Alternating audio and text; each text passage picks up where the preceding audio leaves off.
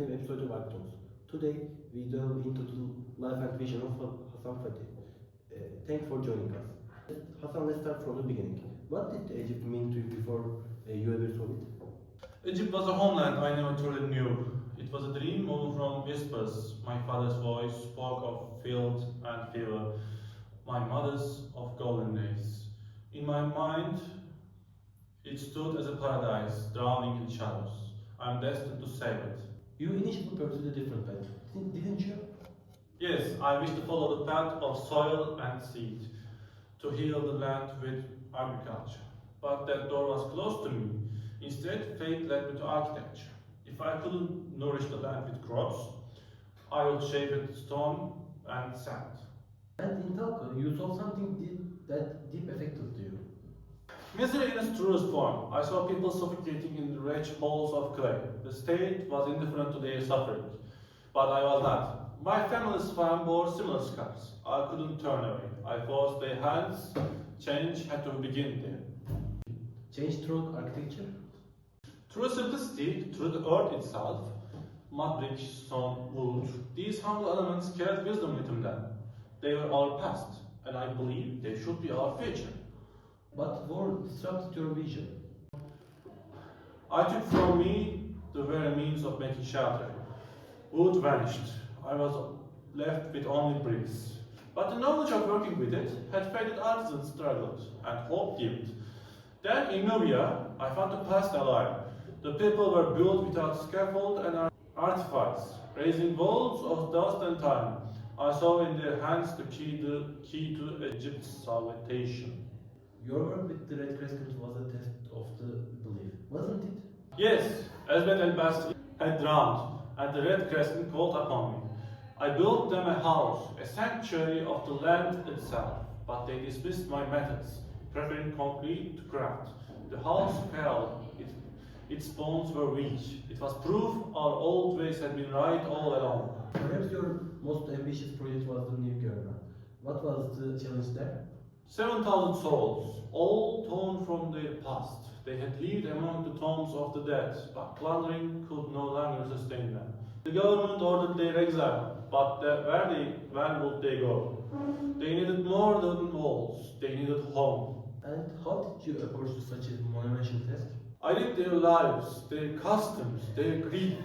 I knew that a home is not just about shelter, it is belongings. The land had once embraced them, and it would again. So I built not just structures, but a village reborn. You have been called architecture of memory. Do you think Egypt ever truly understood your vision?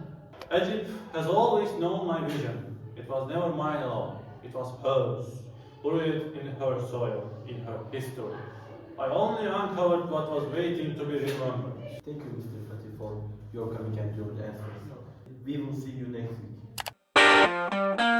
Welcome to Blueprint and Barrett, the show where we interview only the greatest mind in architecture.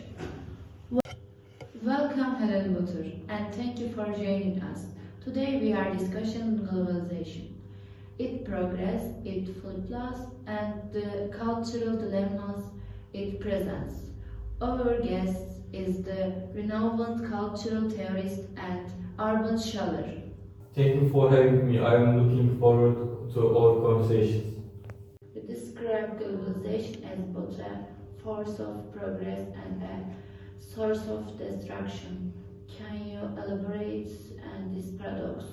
Absolutely, well, globalization has facilitated advancement in technology, communication, and economic integration. It has also led to the erosion of culture. Distinct stillness, we are seeing the same movies. The same commercial subtraction, even the same discipline in the linguistic diversity across the world.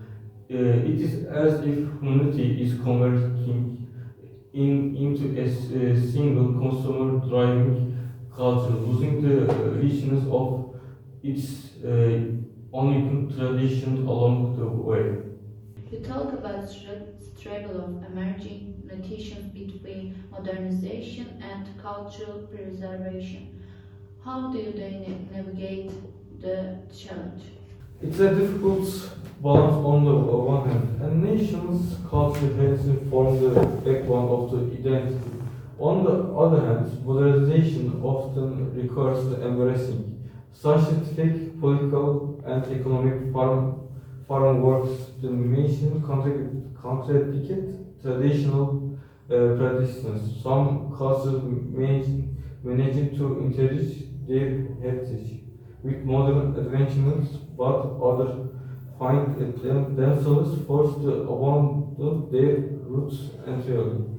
When it comes to urban development, you suggest that contemporary architecture is increasingly constrained. What do you mean by that?